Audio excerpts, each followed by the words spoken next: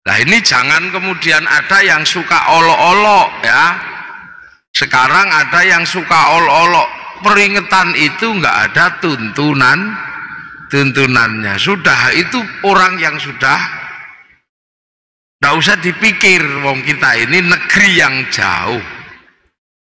Indonesia adalah negeri yang jauh yang pengen memperingati apapun yang dilakukan oleh Rasulullah. Mulai lahirnya kita peringati, Isra Mi'rajnya kita peringati, turunnya Quran kita peringati, hijrahnya kita peringati. Untuk apa? Agar orang yang jauh kayak kita ini tidak lupa terhadap apa? Terhadap Rasulullah Muhammad Sallallahu Alaihi Wasallam. Nah, kebetulan malam hari ini kita memperingati dengan bikin pengajian di rumahnya Allah di Masjid Al-Akbar Surabaya. Nih, ini salah satu cara tasyakur memperingati satu Muharram. Yang mandi setahun sekali ya silahkan, nggak apa-apa. Wong maunya mandi cuman setahun sekali. Yang puasa bisu silahkan. Yang nyuci keris ya silahkan, nggak apa-apa. Ya lah, ini kita ngaji malam hari ini memperingati satu Muharram. Para hadirin yang berbahagia, ya. Jadi Hijriyah ini ada yang kita peringati ini Hijriyah Rasul. Sudah sangat banyak yang menjelaskan bagaimana Rasul hijrah dari Makkah ke Madinah. Nah ini sudah sangat banyak yang menjelaskan.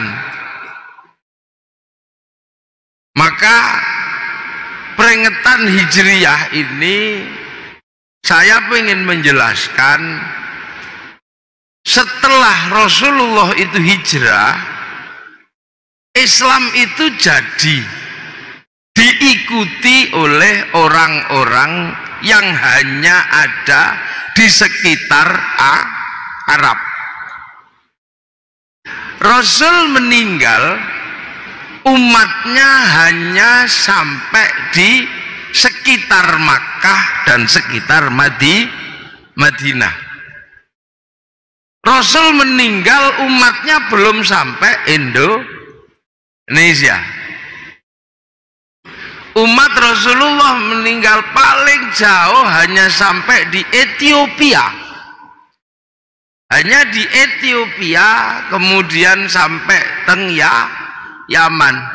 Dereng dugi Indonesia, belum sampai sini. Maka cerita tentang Rasulullah hidup belum sampai ke Indonesia, hanya diceritakan di sekitar Makkah, di sekitar Madinah. Bahwa Rasul manusia mulia, punya sifat siddiq, amanah, tabligh, fatonah. Ini hanya seputaran yang menikmati seputaran orang Makkah, orang Madinah. Orang Indonesia belum menikmati nikmat iman. Makanya kalau kita berbicara Hijriyah, saya lebih ingin menjelaskan bagaimana proses hijrahnya Islam dari Arab sampai ke Indonesia. Ini ya, karena sekarang yang banyak salah paham itu terkait hijrahnya Islam ke Indonesia. Ini yang banyak salah paham, sehingga akhir-akhir ini khilafiyah malah banyak terjadi di kalangan kaum muslimin. Islam ini memang dicipta oleh Allah menjadi rahmatan lil alamin. seluruhnya dicita untuk mendapatkan nikmat iman. Lah kita ini ya termasuk orang yang sangat jauh dari Rasulullah. Kalau kita melihat Rasul itu di sekitar Makkah dan di sekitar Madinah, kalau sampean haji ya, kita datang ke Mesir, setelah Mesir masuk ke Afrika. Afrika itu negeri yang tidak jauh dari Arab, hanya ngelompati Mesir. Itu tidak kebagian agamanya Allah Subhanahu wa ta'ala. Eropa ini hanya ngelewati negara namanya Maroko. Dari Maroko ngelewati kampung namanya Casablanca, terus Tangier. Ini juga nggak kebagian agamanya Allah Subhanahu wa ta'ala.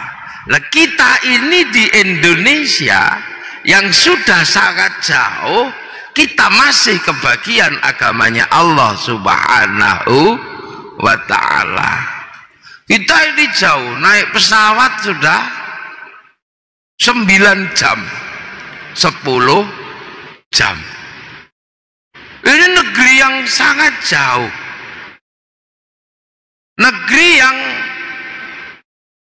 mungkin tidak ada dalam kamusnya para sahabat. Sebutannya apa? Negeri Rasulullah itu disebut negeri Arab. Keluar Arab dikit namanya A'robi, mirip orang Arab. Itu sampai di Yaman, sampai di Syria, itu sebutannya A'robi, sudah mirip orang Arab. Sampai di Persia atau Iran ini disebut musta'riba, orang yang suka memirip-miripkan diri dengan orang Arab. Sampai di India itu disebut ajam. Ajam itu India yang masih besar-besar, cantik-cantik, itu disebut ajam. Nah, kalau kita ini kira-kira sebutannya apa? Yang sudah kecil-kecil, ireng-ireng, jelek-jelek, rembes-rembes, ini kira-kira sebutannya apa? Itu sudah nggak ada dalam kamus ukuran bahasa. Tapi hari ini orang-orang yang kecil-kecil, jelek-jelek ini, rembes-rembes ini, yang tidak ada kamusnya dalam sebutan Arab, A'robi, musta'riba, dan ajam, hari ini Islam Indonesia menunjukkan kekuatannya menjadi Islam terbaik di dunia. Ketika Islam yang ada di Suriah runtuh, ketika Islam yang ada di Afghanistan runtuh, yang ada di Eropa musnah, kekuatan Islam terbesar hari ini ada di Indonesia.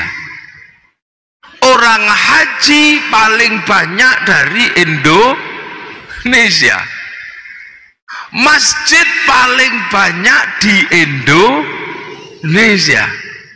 Tempat sholat paling banyak di Indonesia. Orang hafal Quran paling banyak Indonesia. Nah, ini jadi pertanyaan orang. Ketika Islam Suriah mengalami keruntuhan, Afghanistan runtuh, Eropa sudah hilang, yang di sini mencuat, tumbuh subur menjadi inspirasi Islam dunia. Nah, semua orang bertanya, apa yang terjadi dengan Islam Indonesia? Akhirnya orang-orang ini datang ke sini pengen tahu ada apa Islam kok begitu kuat. Begitu nyampe sini peneliti Islam kaget. Kenapa? Karena seluruh peneliti Islam pasti belajar Islam bermula dari Arab. Begitu keilmuannya mumpuni tentang paham Islam semuanya versi Arab, masuk ke Indonesia bingung. Kenapa? Mencari musola tidak ada, ketemunya langgar. Mencari kalimah Allah ketemunya pangeran. Sudah paham pangeran Allah, kaget karena ternyata ada manusia namanya pangeran Diponegoro. Kaget lagi. Ini cari Allah pangeran, kaget lagi ada yang nyebut Allah sing ngecet Lombok. Mencari syaikhun ustadun di sini tidak ketemu, ketemunya kiai. Begitu memahami bahwa kiai adalah pemimpin agama, terus disimpulkan bahwa di Indonesia yang namanya pemimpin agama adalah kiai. Tapi begitu belajar di Indonesia jadi kaget karena ternyata yang namanya kiai bukan hanya ulama, ada tombak namanya kiai, tombak kiai pleret. Bahkan ada kebun namanya Kiai Slamet. Simbol Islam itu sebagian besar adalah jubah. Begitu masuk ke sini ketemunya orang tidak berjubah, jubahnya dipotong, yang bawah jadi sarung, yang atas jadi baju takwa. Kalau masih kainnya sisa jadi serban.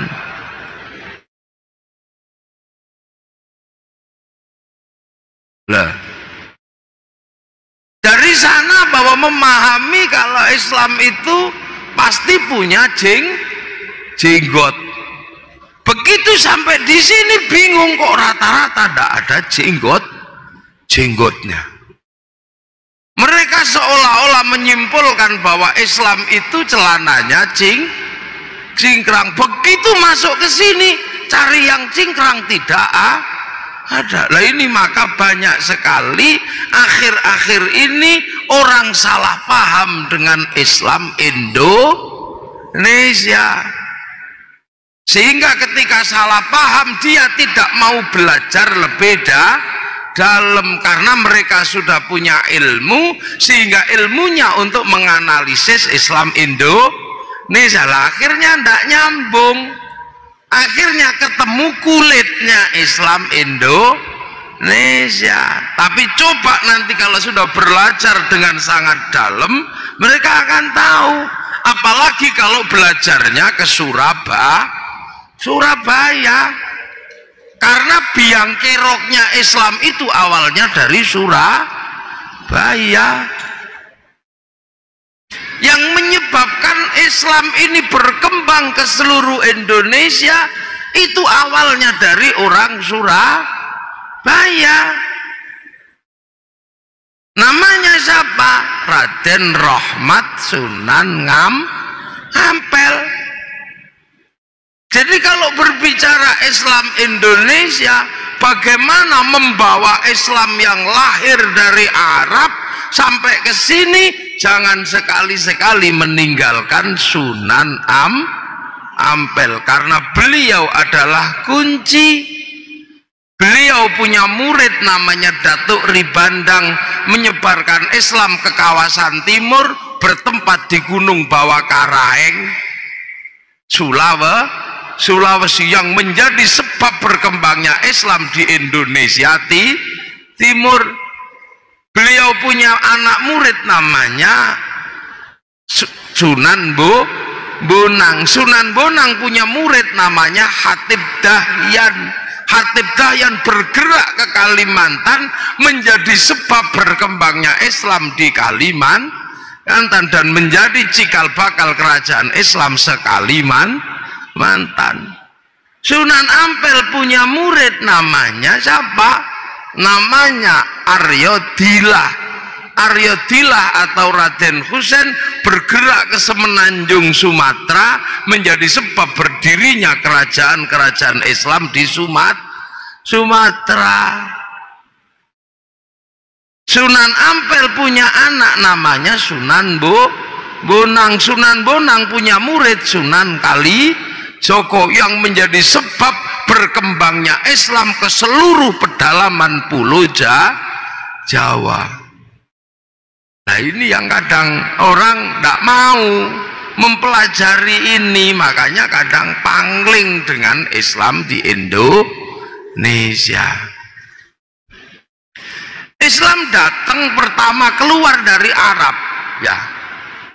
Keluar dari Arab setelah Rasulullah, yang paling jauh itu bergerak ke Basrah. Basrah itu sekarang Irak.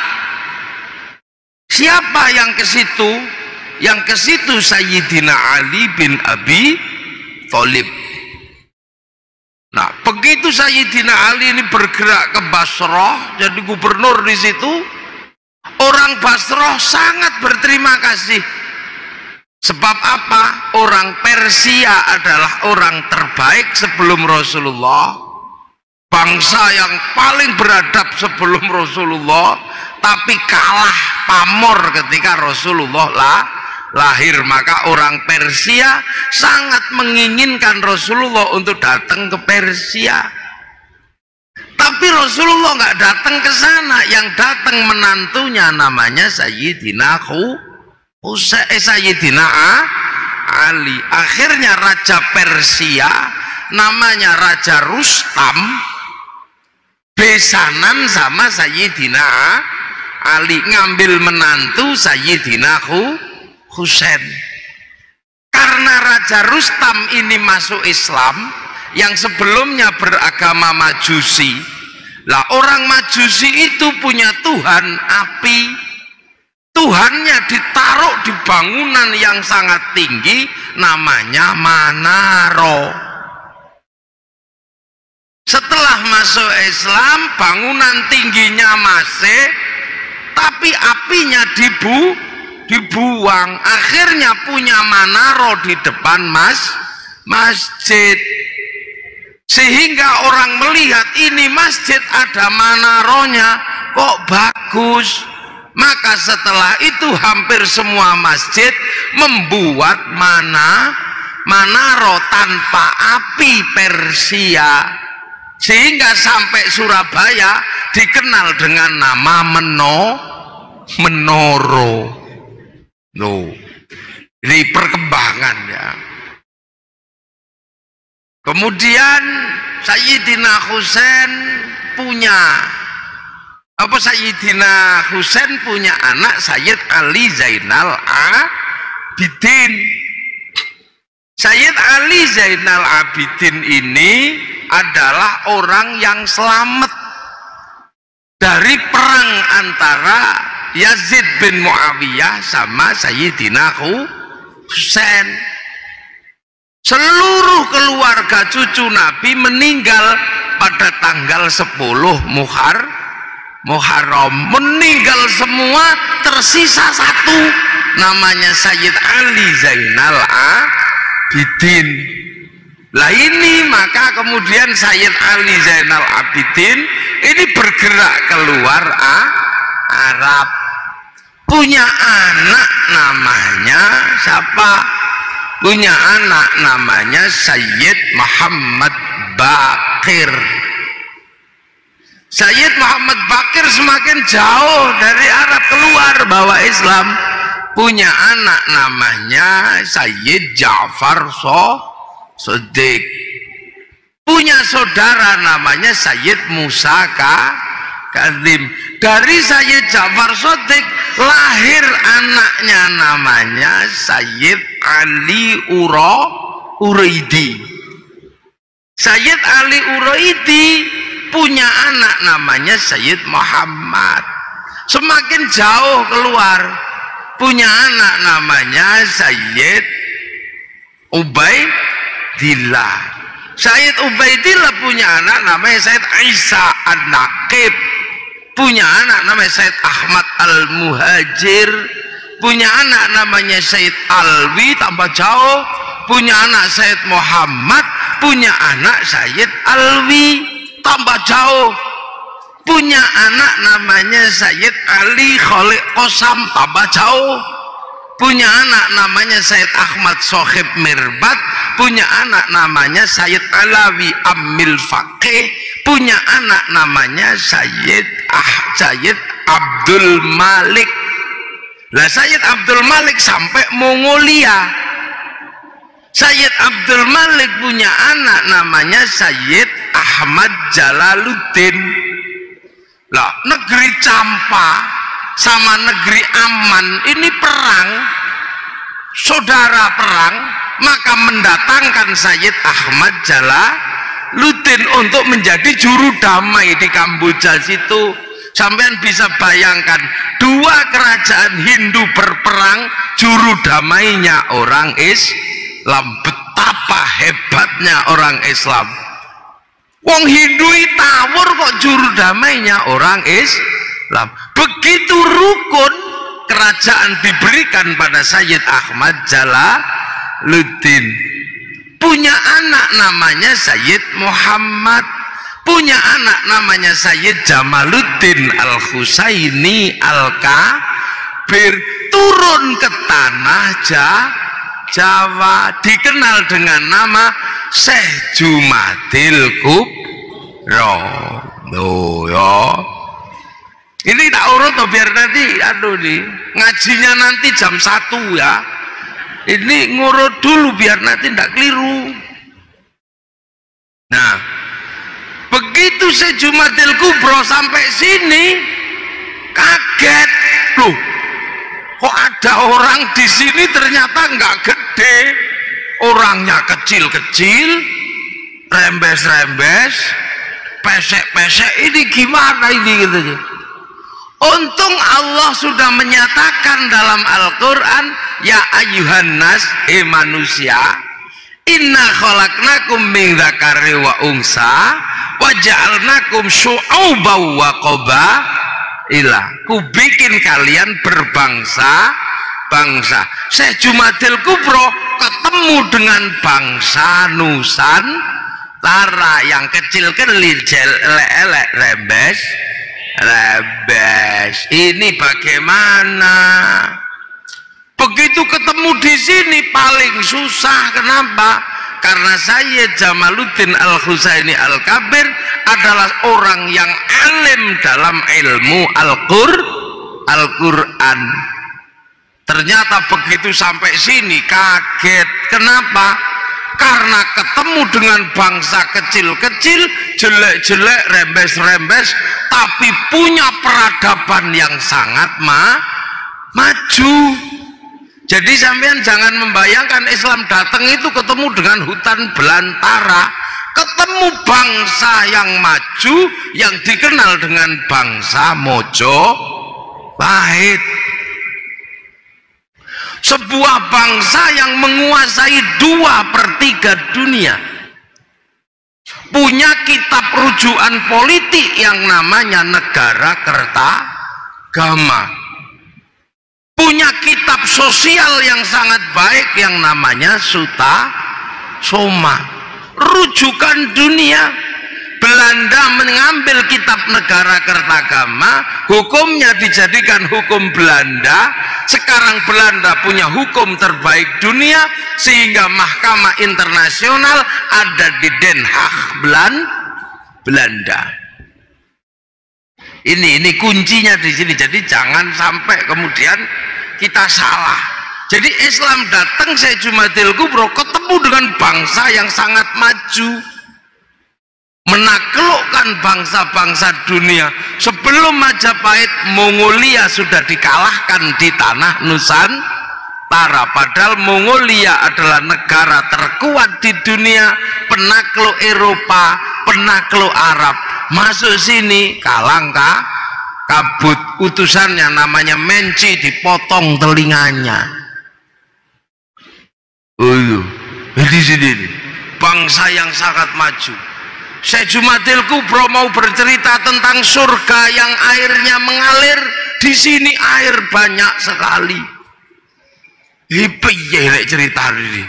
Mau cerita tentang air mengalir, kini Kalimas banjir. Kali Berantas airnya banyak. Mau bercerita buah-buahan isi surga, orang sini penuh buah-buahan, bahkan cipluan aja banyak. Susah menceritakan orang sini. Diceritakan kekuasaan yang hebat, orang sini sudah punya kekuasaan Majapahit. Diceritani harta benda, maka di sini tidak laku, karena hayam buruk kalau makan piringnya dilempar ke segoro anak-anakan. Ini bangsa yang kuat, bangsa yang maju. Makanya kalau ada cerita bahwa Islam disebarkan oleh saudagar, sayalah orang yang tidak bisa menerima teori itu. Kenapa? Saudagar tidak mungkin mengajarkan agama, karena di Nusantara sebelum Islam datang, sudra itu adalah saudagar. Saudagar itu sudra nggak boleh ngomong agama. Yang boleh ngomong agama hanya Brahmana, orang yang sudah meninggalkan dunia. Kasta di bawahnya namanya kesatria, kasta para raja. Para raja tidak boleh ngomong agama, ngurusi dunia. Di bawah para raja ada kasta Wesya, kastanya pegawai negeri, nggak boleh ngomong agama. Kasta di bawahnya ada kasta sudra, pedagang, petani, tukang, itu sudra, tidak boleh ngomong agama. Ada kasta namanya paria, kastanya para pengemis. Di bawah paria ada kuca, kastanya pencopet. Di bawah kuca ada meleka, kastanya maling, tapi kalau ketahuan lari. Nah, di bawah itu ada kasta candala, para begal kalau berani, kalau nyuri, tapi kalau ketahuan berani. Maka kasta sudra tidak mungkin boleh menyebarkan agama. Maka disitulah kuncinya bahwa Syekh Jumadil Kubro punya pemahaman yang sangat jauh. Ini diapakan orang kayak gini ini? Sangat susah. Maka Syekh Jumadil Kubro tidak banyak melakukan kerja, tapi mencetak generasi berikutnya. Syekh Jumadil Kubro paling ngajar Quran. Lah ketika orang Jawa diajar Quran, paling Syekh Jumadil Kubro kaget. Kenapa? Diajar alhamdulillah nggak bisa, karena orang Jawa punyanya hono coro ko, keluarnya alkamdu. Ya hayu ya koyum yo kayuku yo yumu. Diajar Robbil Alamin, orang Jawa nggak punya huruf ain, punyanya ngo, maka keluarnya Robbil Alamin. Diajar dot, orang Jawa nggak punya dot, punyanya lo, maka Ramadan menjadi Romelan. Itu orang Jawa di sini ya. Maka pekerjaan berikutnya adalah Subah Jumadil Kubro menyiapkan dua anaknya. Anak yang pertama namanya Maulana Ishak. Anak yang satunya namanya Ibrahim Asmoro Gondi. Disiapkan ini dua. Bagaimana membangun Islam di Indonesia. Tapi pada awalnya Islam ini susah. Karena di tanah Jawa tumbuh ajaran yang suka makan manuk, namanya ajaran Bhairawa Tantra. Makanya orang hebat itu Cakrabirawa, truk-truknya orang hebat Bhairawa, itu dari istilah Bhairawa Tantra. Bhairawa Tantra itu apa? Orang yang mampu melakukan ilmu namanya ngerogoh sukma. Nah, supaya iso ngrogo sukma, orang ini punya adat namanya pancamakara. Laki perempuan udo kabeh muter melakukan hubungan seks bebas supaya nafsunya kendu, supaya pikirannya tenang, minumnya arak, supaya perutnya nggak keracak kerucuk, makan tumpeng, supaya nanti sukmanya keluar, tubuhnya nggak bergerak, makan daging manusia. Maka di Jawa tumbuh sumanto. Setelah itu di sini lahir orang-orang yang mampu ngrogo sukma. Sukmane pergi diajak nyuri, namanya ngepet. Sukmanya pergi jak bunuh orang, namanya santet. Sukmanya pergi jak mencintai perempuan, namanya pelet. Di Jawa tumbuh santet, pelet, ngepet. Beberapa kiai mati dimakan sama orang ini untuk upacara.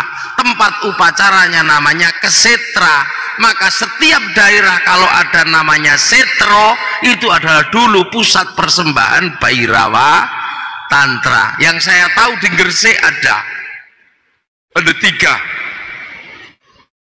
Nah, ini yang kemudian menghasilkan cerita beberapa kiai dimakan, akhirnya didatangkan kiai yang nggak bisa dimakan, namanya Sayyid Samsuddin Al-Baqir Al-Farsi.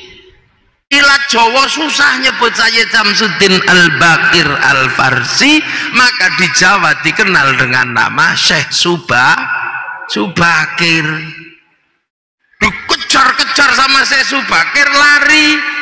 Sebagian lari ke barat, sebagian lari ke timur. Yang lari ke timur naik ke Gunung Kawi Malang, lari ke Alas Purwo Banyuwangi. Lah di Alas Purwo dipimpin pemimpin Bhairawa namanya Menak Sembuyu Bajul Sengoro. Syekh Subakir sudah sepuh, maka muridnya namanya Mbak Ishak putra Mbak Brohib putra Mbak Jumadil Kubro ngejar ke Banyuwangi. Akhirnya Menak Sembuyu menyerah, anaknya yang perempuan dikasihkan sama Mbak Maulana Ishak. Pernikahan itu melahirkan Raden Ainul Yakin, Sunan Giri, makamnya Gresik.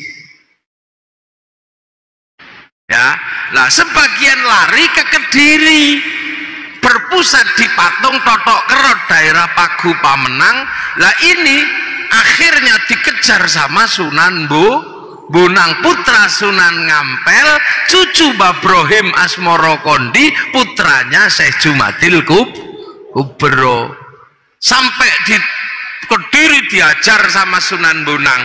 Sebelum lari ngejar ke Kediri, bertapa dulu di daerah namanya Bawean. Maka orang Bawean merasa memiliki Sunan Bonang. Akhirnya nyerah orang Kediri tadi Bhairawa. Akhirnya bareng nyerah, ya sudah, mutermu tetap gak apa-apa, tapi jangan telanjang.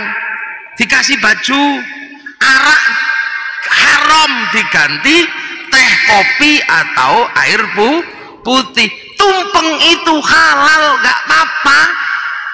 Ingkung manusia diganti ingkung pitik, ingkung ayam. Mantra ngrogo sukma diganti kalimat tauhid la ilaha illallah. Maka Islam penerus Wali Songo ndak ada yang komplain masalah tumpeng, sebab ngerti itu tinggalannya Sunan Bonang. Tapi Pak yang baru datang ke Indonesia pangling, ini bikinan siapa? Wong di Arab tidak ada. Makanya sekarang banyak yang musyrik-musyrikan tumpeng. Tapi pengikut para Wali Songo, orang-orang Surabaya, nggak ada yang mempersoalkan tumpeng.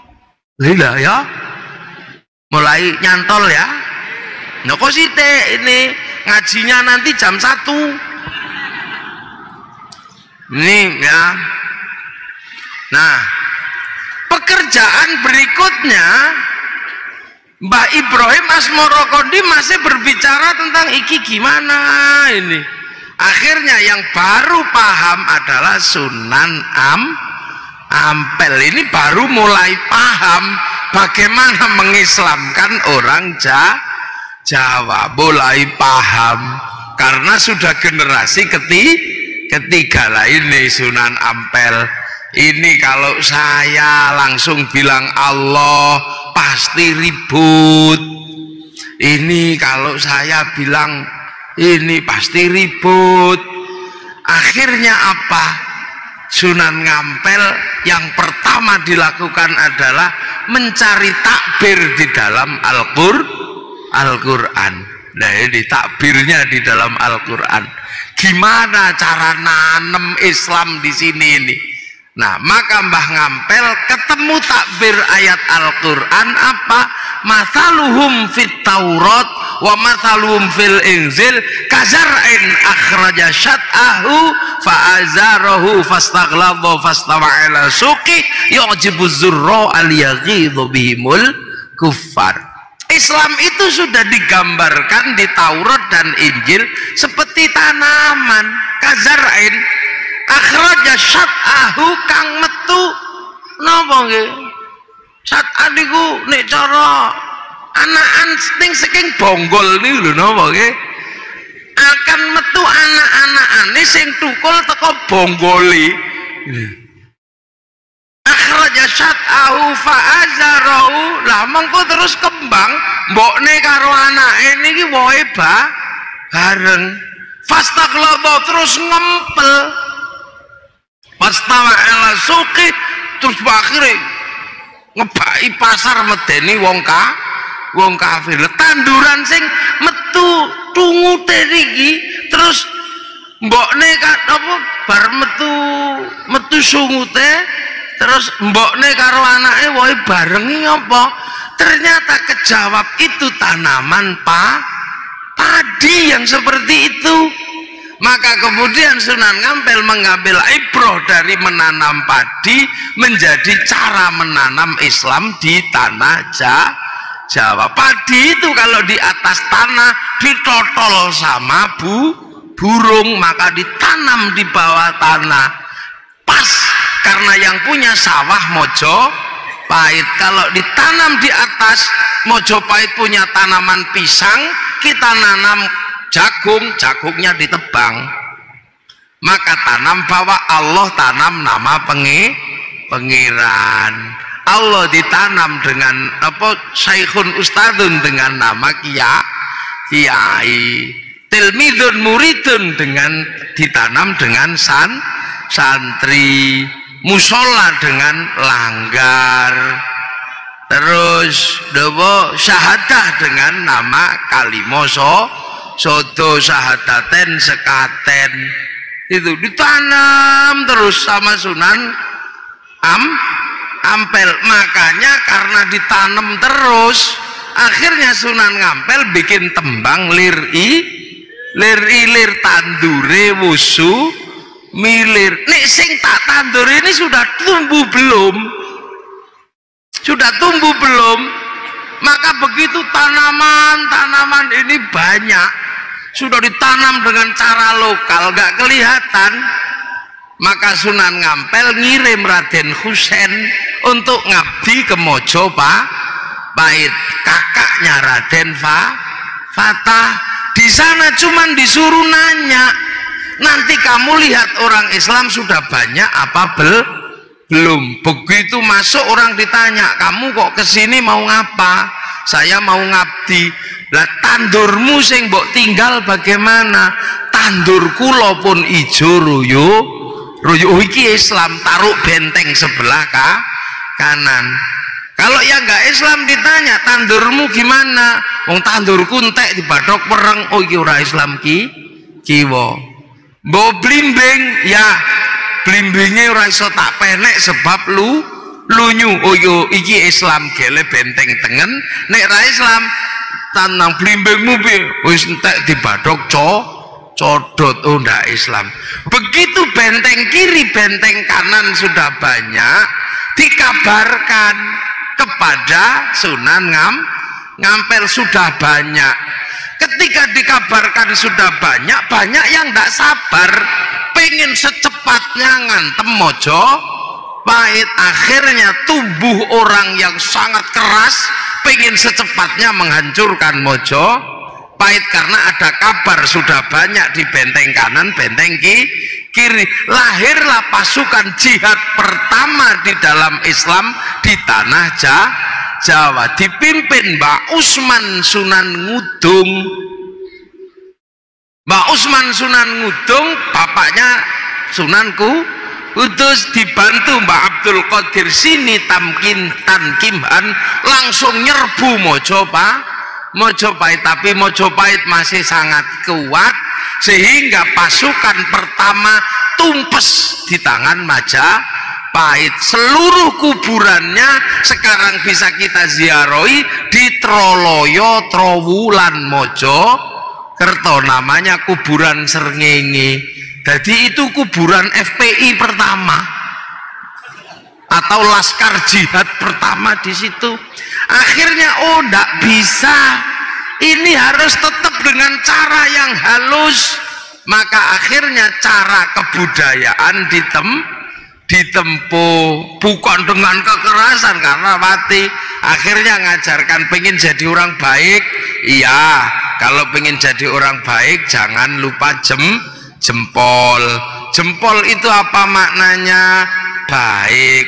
Baiknya jempol gak sempurna kalau gak ada jentik. Maknanya jentik jangan otak atik punya orang lain. Ojo otak atik barange liyan, ojo nyolongan. Enggak didalili asyariku wasyarikatu faktau aidiyauma. Hadisnya lau anna Fatimah binti Syaraqat laqattu yada. Enggak cuma ojo otak atik barange liyan iki tak jenengke jentik soalnya gue nginjen silite pitik ngono dong. Iki jari manis dadi wong sing manis ning ojo manis-manis rai, ojo dadi penjilat. Iki penunggul dadi wong sing unggul tapi ojo sombong. Iki penuduh nek iso nuduhke wong sira dadi jempol. Tapi karepe nek wis jempol kabeh kudu dimusnahkan. Seluruh yang jelek harus dimusnahkan. Mula digeke lagu jentik penunggul patenono ojo di dulur tua malati. Jadi walaupun sudah menang jangan menang.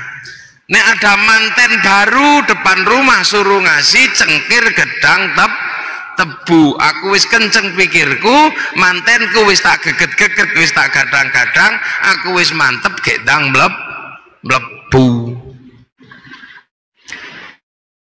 Begitu. Kalau bikin rumah suruh kasih pisang di atas wuwungan. Supaya apa? Supaya nek tukangnya lapar ndak naik turun cari makanan. Jarang golek lho itu cara-cara. Yang paling susah adalah mengajarkan bagaimana orang itu meninggal. Kalau ajaran Hindu meninggal adalah reinkarnasi, lah kalau Islam inna lillahi wa inna ilaihi raji'un. Maka Sunan Ngampel buat inna lillahi wa inna ilaihi raji'un menjadi bahasa Jawa. Urip ojo lali sangkan paraning dumadi. Supaya ora lali sangkan paraning dumadi keke tembang Mojopat. Ya, napa Mojopat? Wong urip kudu iso maca barang papat. Barang papat niku napa? Kancane nyawa sing medun teng alam donya. Sebelah kiwa kancane nyawa iblis loro nyasarno, sebelah tengen malaikat loro gandoli. Jin korin kali hafadho karo Sunan Ngampel dikasih nama dulur papat limo pancar. Lho, ini pembelajaran yang sangat rumit pada zaman Wali Songo. Mula pancer niku nek butuh apa-apa iso nganggo tengen, nganggo kiwa. Pancer pengen istri cantik pakai jalur kanan baca ya Rahmanu ya Rahim, I love you. Pakai jalur kiri bacanya sunamata kaji ajiku jaru wata illa bila. Pakai jalur kiri sunamata kaji ajiku Bandung Bondo Woso. Pengen kaya jalur kanan sholat duha ya Fatahu ya Razak. Kalau pakai jalur kiri bawa ayam cemani naik gunung Kawi, ya sama-sama kaya. Makanya kiri kanan bisa dipakai. Makanya kiai sama dukun itu sama.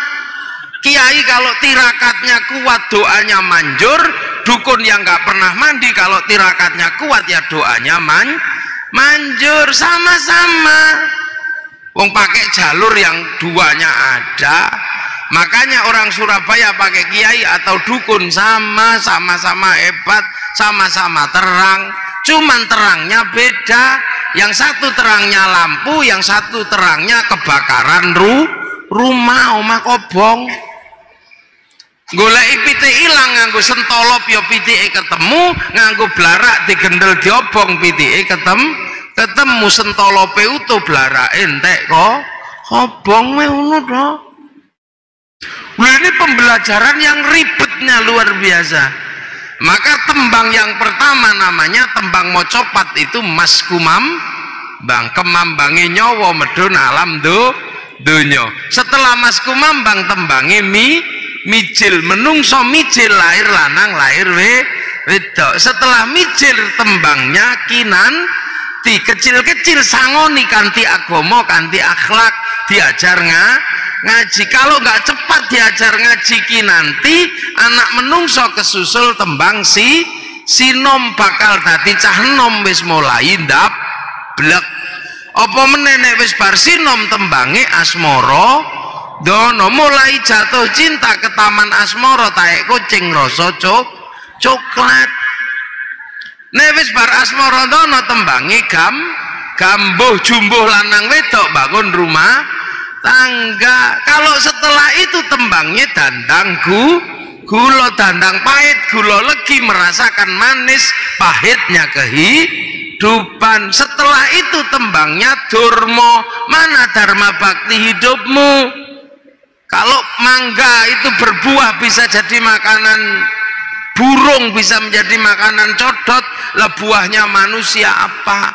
Kalau manusia tidak berdharma bakti kesusul tembang pangkur ngerti-ngerti wis wayahe mungkur sekondo donya dengkul wis linu untu wis protol mripat wis lamur tato naga wis mengkeret dadi gambar cacing.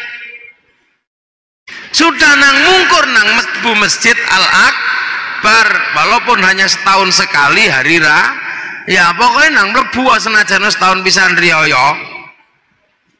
Nek ora nang mungkur kesusul tembang megat roh copot rogo sak sukmane terakhir tembange pucung menungso dipocong sluku-sluku bathok mati.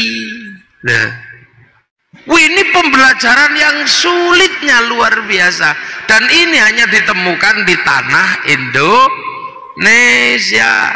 Oleh Sunan Bonang dibikinkan gamelan wong musiknya tembang moco musiknya jenenge gamelan slendro pelok yang berbeda dengan musik sebelumnya yang bunyinya nang ning nang nong dang dang gung. Urip iku nang ning nang nong ya nang kene ya nang kono ya ning kene ngaji nang kono nyolong pitik wong urip. Kadang baik, kadang buruk, ndak bisa baik terus.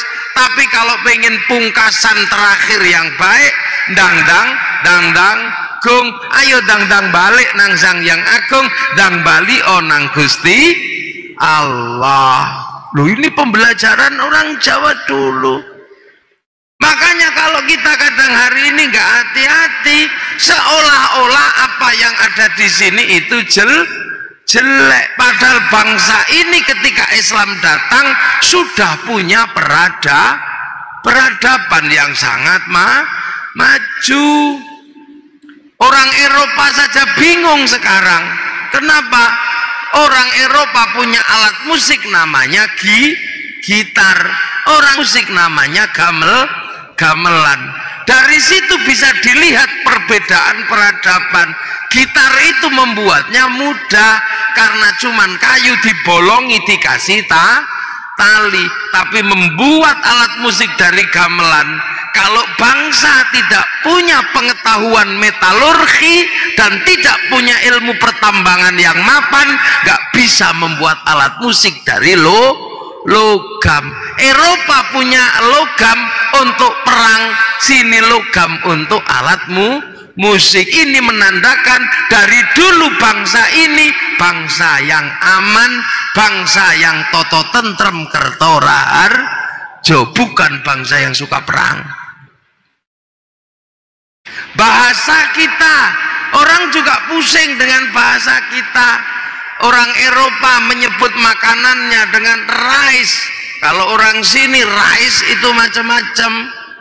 Nek isi neng sawah jenenge pari, nek wis dipanen jenenge gabah, nek wis digiling jenenge beras, nek gilinge cuwil-cuwil jenenge menir, buntel godhong jenenge lontong, bunter janur jenenge kupat, ora dibuntel jenenge sego, gondol cecek siji jenenge diublek-ublek jenenge bubur, lali masak silite gosong jenenge intip, ora kepangan garing jenenge karak. Wong mriko cukup rice ngono tok.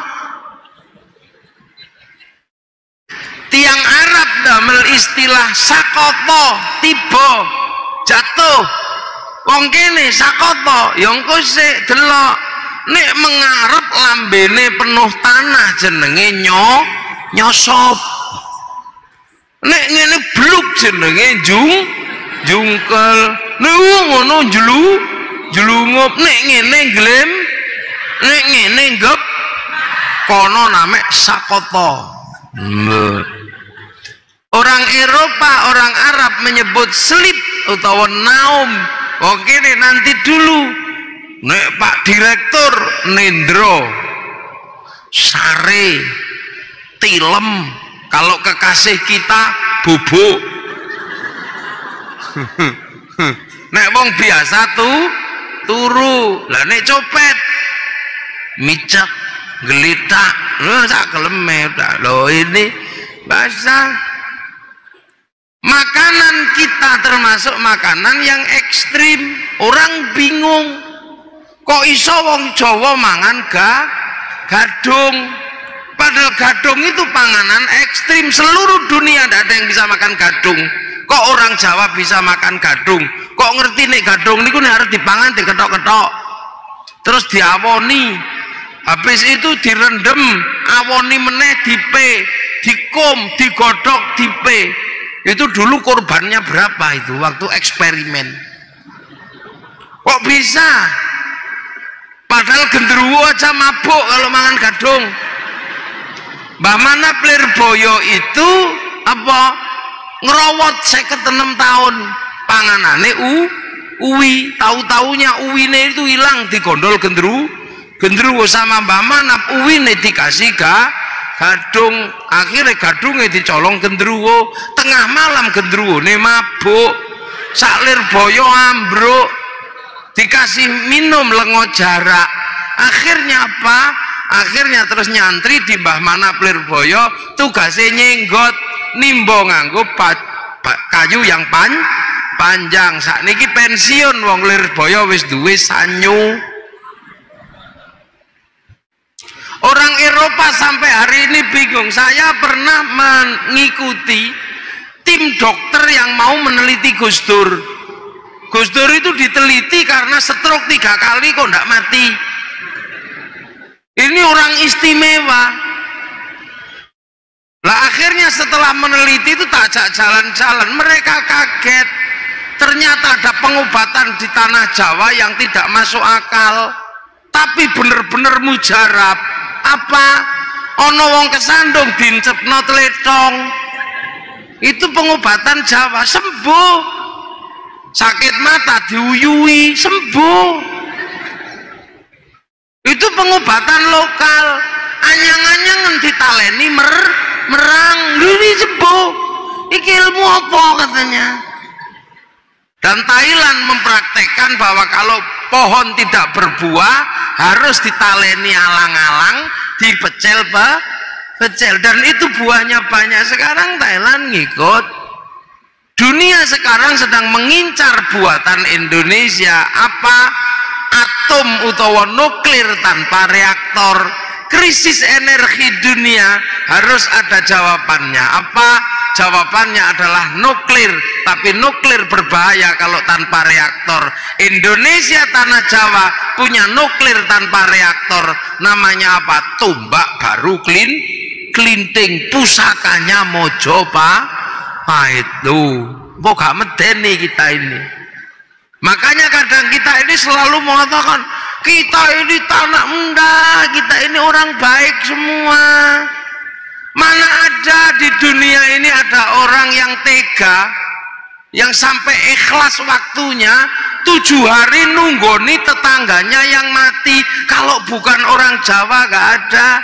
Hari pertama tunggoni, hari kedua ditungguin, sampai 7 hari baca tahlil, baca ya Yasin. Itu kalau gak orang Jawa gak punya waktu sebegitu panjang. Ini saking baiknya. Kenapa? Karena orang Jawa itu sebelum lahir sudah dipanggilkan tetangga, namanya ngapati mito ini syukuran makan.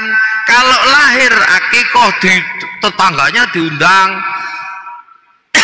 sunatan tetangganya diundang dikasih makan, nikah tetangganya diundang dikasih makan, tetangganya sakit di rumah sakit tabrakan, mulutnya mangap ini nggak bisa kasih makan, tetap dibawain makanan. Kenapa? Karena orang Jawa itu kalau sudah ngumpul harus makan, sebab orang Jawa makan ndak makan kumpul.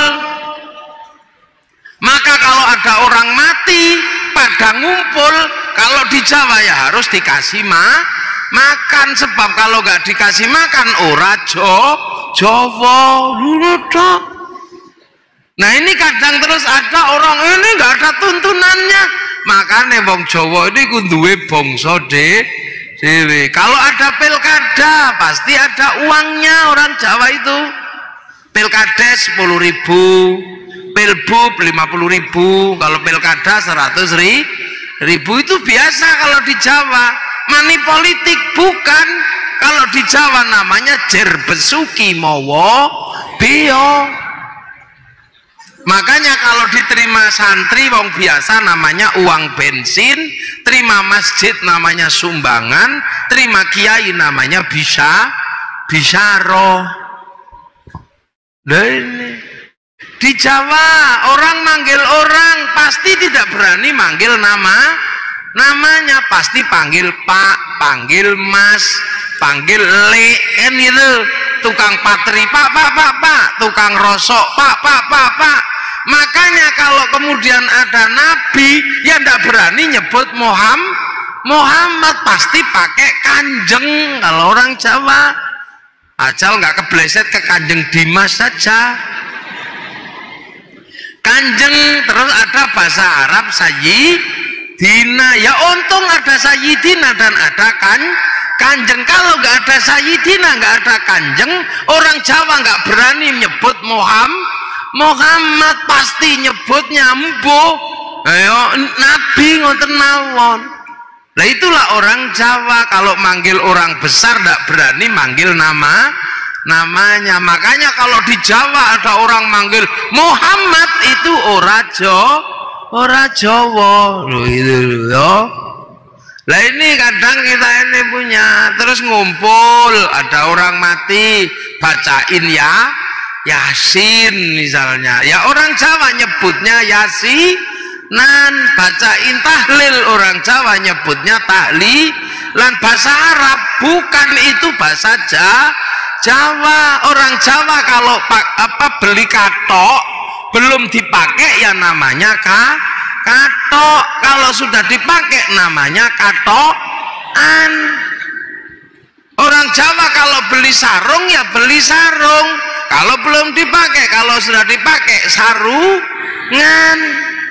Sama juga tahlil kalau belum dipakai, kalau sudah dipakai tahlilan. Yasin kalau belum dipakai, kalau sudah dipakai ya Yasinan. Akhiran an itu menandakan sudah pakai loh, itu bahasa Jawa. Makanya ojo gumun di sini nih. Inilah ya. Nah inilah maka kemudian akhirnya ini peradaban sudah mapan, harus diajar apa? Akhirnya para wali bersepakat iki kudu diulang, kenal Gusti Allah. Pelajarannya apa? Pelajarannya adalah pelajaran iman dan berbuat baik. Nah, pelajaran iman dan berbuat baik pada manusia di dalam Al-Quran disebutkan apa? Laqad khalaqnal insana fi ahsani taqwim. Dan manusia adalah makhluk terbaik, tapi ini makhluk terbaik versi Indonesia, yang jelek-jelek, pesek-pesek, rembes. Jadi ahsani taqwim model Indonesia. Kalau ahsani taqwim model Arab itu cantik-cantik, ganteng-ganteng, bangir. Ahsani taqwim model Eropa, tinggi besar, rambutnya merah. Ahsani taqwim model Afrika, hitam gosong kayak kopi goreng. Ahsani taqwim model Cina, tembem-tembem, pipinya sipit. Ini yang bikin siapa? Allah. Nggak usah protes. Ini yang kemudian disebut ukhuwah basyariyah. Jadi perbedaan ini Allah yang bikin. Kenapa yang di Arab dibikin cantik sama ganteng? Ya kira-kira apa kira-kira? Karena di Arab nggak ada air, susah air. Makanya kalau dibikin cantik, dibikin ganteng, aman. Walaupun nggak mandi juga tetap cantik, tetap ganteng. Yang dibikin di Arab gitu, yang dibikin di Eropa. Kenapa tinggi besar, rambutnya merah? Karena di sana ada musim dingin. Kalau musim dingin kok dibikin kecil gini, katuen mati. Loh, orang Eropa kalau musim dingin kan nggak punya matahari, kulitnya berubah kayak kulit tekek karena pigmennya hilang, sebab hilangnya sinar ultraviolet. Maka datang ke Indonesia dede, mereka kalau kesini udo itu dede, bukan porno. Sampean aja sing ngeres. Orang Eropa kalau musim dingin nggak punya ikan karena ikannya jadi sungainya jadi es. Maka di musim panas mengawetkan ikan menjadi sarden untuk dimakan di musim dingin. Lah sampean ngapain ikut makan sarden? Wong sampean nyerok iwa ada, nggak dapat ikan ya kodok-kodok ya dapat ya. Orang Eropa kalau musim dingin nggak punya daun karena daun rontok di musim gugur. Yang tidak rontok cuman godong cemoro. Makanya Natal di bulan Desember pakai daun cemara karena hanya itu yang tidak rontok. Coba kalau Natal asli Indonesia iso godong pelem, iso godong nopo loh. Ini bangsa Afrika dibikin hitam karena Allah menyimpan binatang buasnya di Afrika. Kalau dibikin putih dikejar singa kelihatan. Kalau dibikin hitam telesep udah ndak ketahuan. Cina kenapa tembem dan sipit gini matanya? Karena kalau musim dingin salju turun, matahari tetap keluar ya silau men. Lah kenapa yang di Indonesia dibikin kecil-kecil, jelek-jelek? Ndak apa-apa, karena Indonesia adalah potongan surga yang ada di dunia. Qit'atum min qit'atil jannah. Ini maka indahnya Indonesia.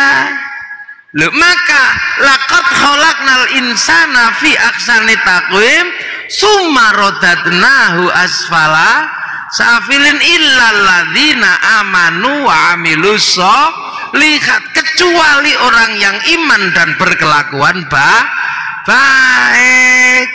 Nah, kita ini diajarkan oleh para wali itu tujuannya apa? Bikin kita iman dan berkelakuan baik lah. Maka biar kita iman, maka diajar mulut kita yang paling gampang. Iman itu paling gampang di mulut, karena mulut bisa ngomong. Maka kiai-kiai dimanapun pelajarannya adalah ya Allah, ya Allah, ya Allah, ya Allah, ya Allah, ya Allah, agar mulutnya bisa kenal Allah, karena yang paling mudah diajar itu mulut. Maka di mana-mana ya Allah, ya Allah, ya Allah, ya Allah. Tapi karena kita orang Indonesia kadang masih kebleset ya Allah, ya Allah, ya Allah, ya. Nanti kalau sudah matanya diajari iman, terus matanya mulutnya, terus matanya diajarkan iman, dikelompokkan begini ya Allah, ya Allah, ya Allah, ya Allah, Allah, ya Allah, Allah. Ya udah, matanya disekolahkan ya. Setelah matanya disekolahkan, ngajarkan imannya dengkul ya Allah, ya Allah, ya Allah, ya Allah, ya Allah, ya Allah, layung ya. Nah, setelah mengajarkan iman mata, maka yang diajarkan iman berikutnya adalah bokong iman ya Allah, ya Allah, ya Allah, ya Allah, ya Allah, ya Allah. Nah, nanti kalau sudah ini alah suwene loh gitu, maka Gus Zainuddin sampai yang diajarkan ya tadi itu ya Allah, ya Allah, ya Allah, ya Allah, ya Allah, ya Allah. Itu lah kenapa pelajarannya kalau ya Allah, ya Allah kok pakai gedek-gedek begini? Kalau orang Indonesia, kenapa orang sini kalau diajarkan kok gedek-gedek? Ada yang komplain, aku setahu saya kalau murid Rasulullah itu belajar iman dikirnya cuma diem begini. Lah kan murid Rasulullah sangat dekat dengan Rasulullah, diem begini hatinya kepada Allah. Lah orang Surabaya diajak diem begini ya tidur. Loh, maka kalau di sini ya Allah, ya Allah, ya Allah, ya Allah, nah itu gitu, tidur. Terus kemudian kalau kiai sini kalau zikir mesti cewek ya, karena biar yang tua-tua denger. Kalau diem begini yang tua-tua nggak denger itu bunyi apa. Akhirnya tuku apa mbah? Tasbih. Muni apa? Mbah.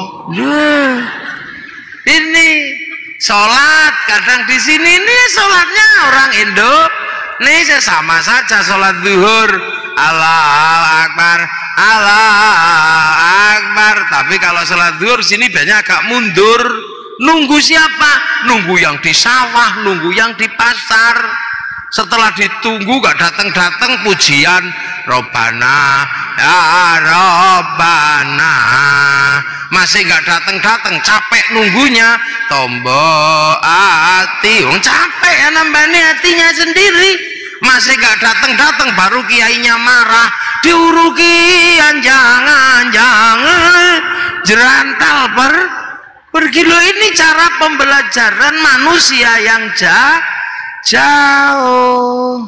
Lah kenapa para ulama, para wali ketika mengajarkan Islam amanu wa amilus sholihat ya, kok menggunakan cara-cara yang sudah ada di tanah Jawa? Allah kok jadi pangeran, sholat kok jadi sembahyang?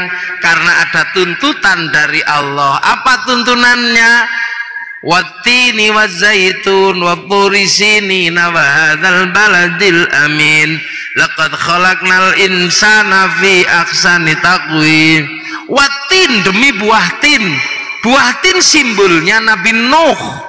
Wazaitun, buah zaitun simbolnya Nabi Isa, Nabi Ibrahim.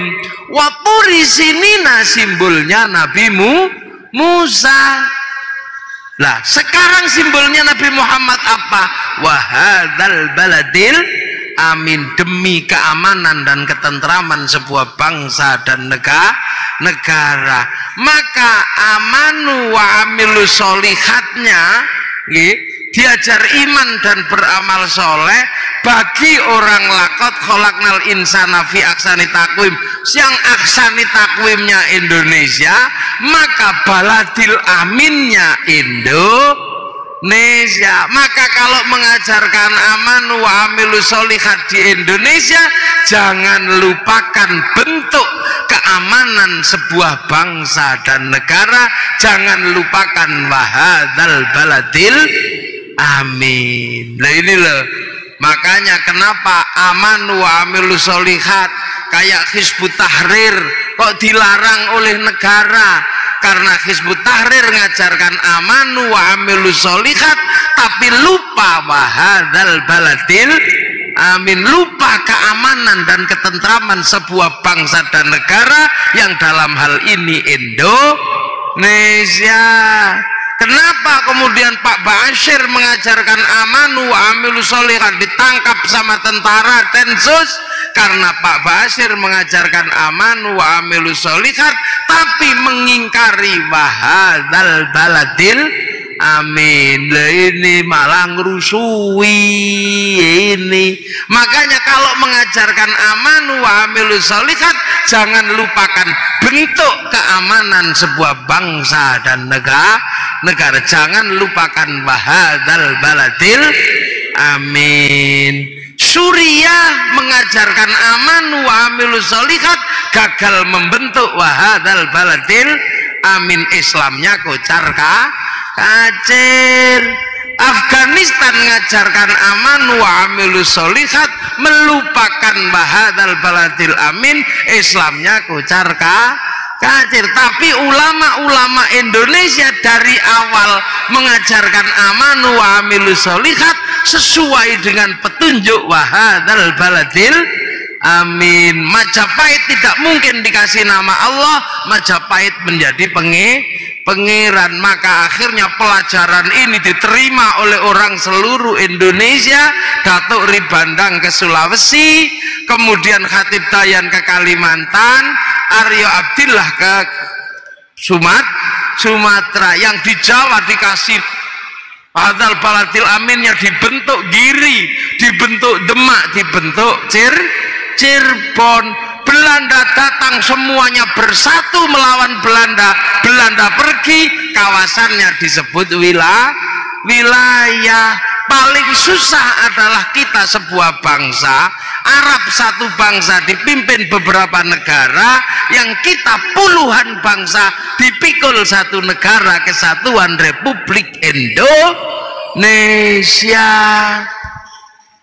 Maka tidak mungkin kalau Allah dikasih nama pangeran, maka qul huwallahu ahad dengan diganti dengan ketuhanan yang Maha Esa. Perbedaan semua bangsa bersatu dalam satu negara tidak mungkin menggunakan hamba dan raja, kawulo dan gusti. Maka para wali mengambil istilah Rasulullah, kullukum ra'in wa kullukum mas'ulun an ra'iyati.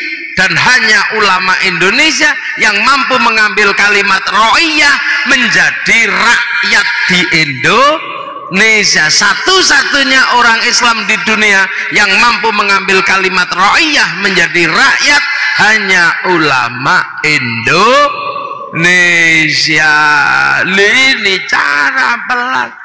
Akhirnya apa? Kita jadi. Kenapa? Islam datang tidak mengingkari baladil amin Indonesia, dan para ulama mampu mengajarkan Islam, mampu membentuk wahadzal baladil amin. Amma ba'du. Nah ini muqaddimah selesai. Lah ini belum mulai, saya kan tadi sudah bilang saya baru mulai muqaddimah dulu. Lu ngaji kalau nggak pakai muqaddimah diterimanya susah nanti. Ini makanya ini saya sampaikan biar kita ini tahu kenapa kemudian para ulama kalau ngajar Islam kok dengan cara-cara ini. Haji kenapa tidak langsung disuruh sana? Tuh tengok Ka'bah, kok pakai latihan dulu di sini dengan Ka'bah palsu di alun-alun Surabaya. Labbaik Allahumma hajjan, pakaiannya ihram, Ka'bahnya triplek. Kenapa itu ditempuh? Ini semua adalah dalam rangka memasukkan Islam pada sebuah bangsa dan negara yang berbeda dengan bangsa Arab. Rasulullah orang Arab pasti punya jenggot. Orang Indonesia ras Smith, tidak ras Mongoloid, gak punya jenggot. Maka ulama dulu gak ada yang berdebat masalah jenggot di Indonesia. Mau jenggot ya jenggotan, mau ndak ya ndak apa, ndak usah ribut. Wong kita bangsa Mongoloid. Nabi ini orang Arab, rasnya Smith, bisa makan pakai 3 jari karena yang dimakan kurma sama roti. Lah orang Indonesia makanannya soto. Kalau memaksa 3 jari, sotonya kocar kacir. Rasulullah di Arab korbannya unta. Kalau di sini tidak tumbuh unta, tumbuh wedhus sama sapi, maka korbannya sapi. Kalau maksa korban pakai unta, ditangkap polisi karena nyuri untanya kebun binatang Surabaya. Loh, ini kan dari dulu kan nggak ada ulama berdebat yang begitu. Akhir-akhir ini aja banyak orang yang tidak lagi memahami hakikat Islam yang ada di Indonesia. Nggak kenal. Orang Arab di sana yang perempuan bisa pakai jubah panjang, nutup auratnya pakai jubah. Kalau orang sini nutup auratnya pakai celana. Kenapa? Kalau pakai jubah panjang yang perempuan nggak bisa derep, nggak bisa tandur, kan susah. Mungkin tanahnya cemek, tapi tetap tutup aurat. Kayak gini. Puasa ya sama aja, cuman kalau puasa di Indonesia pakai mercon malam-malam tuk-tek. Nah ini kalau tidak dipahami dari awal bahwa inilah cara menanam Islam di negeri yang jauh, kita akan semakin hari semakin ribut. Mulai dari tidak mau hormat bendera karena tidak ada tuntunannya, mulai tidak mau makan tumpeng karena tidak ada tuntunannya, mulai tidak mau ziarah kubur karena gak ada. Terus nanti akan setiap hari semakin hari, bahkan kita ada yang mengatakan peringatan Muharram tidak ada karena Rasul tidak memperingati. Lah mulutan tidak ada karena Rasul tidak memperingati mulutan. Orang sholawatan tidak ada tuntunannya karena tuntunan sholawat tidak dilakukan oleh Rasul. Kalau terus begitu Islammu akan jadi seperti Islam yang ada di Suriah. Karena apa? Islam tidak ditanam di bumi yang dimana Islam ada. Tanamlah Islam dengan cara Indonesia. Kazar'in akhraja syat'ahu fa'azarahu fastaghlaba fastawa ala suqih ya'jibu zurra aliyaghidhu bihimul kuffar. Al-Fatihah. Radal ladzina an'amta 'alaihim ghairil maghdubi 'alaihim waladdallin. Amin. Ihdinas siratal mustaqim. Assalamualaikum warahmatullahi wabarakatuh.